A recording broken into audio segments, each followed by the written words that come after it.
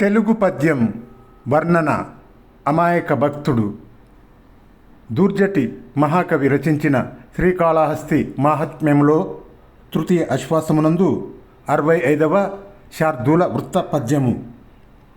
ఓ సామి, ఇటువంటి కొండదరిలోన్ ఒంటిన్ పులులు సింగముల్ కాసిన్ పెట్టెడు కుట్ర నట్టడివిలోన్ కల్జువ్వి క్రీనీడన్ ఏ ఆసన్ కట్టితివి ఏటి గడ్డన్ ఇలు నీవు ఆకొన్నచోన్ కూడు నీళ్లు ఏ సుట్టంబులు తెచ్చి పెట్టెదరు నీకున్ ఇందున్ ఏటికే లింగమా. పద్యభావము. ఓ స్వామి, ఇటువంటి కొండదరిలోన్ పర్వత గుహలోపల ఒంటరితనమునందు ఉంటే పులులు సింహాలు బాధపెట్టెడు భయంకరమైన నట్టడవిలో కలుజువ్వి చెట్టు నీడలో సువర్ణముఖరి నది యొక్క ఒడ్డునందు ఏ కోరికతో గుడి కట్టుకున్నావు? నువ్వు ఆకలితో ఉంటే ఏ బంధువులు నీకు కూడు నీళ్లు తెచ్చిపెడతారు? నువ్విచ్చట ఉండనేలా?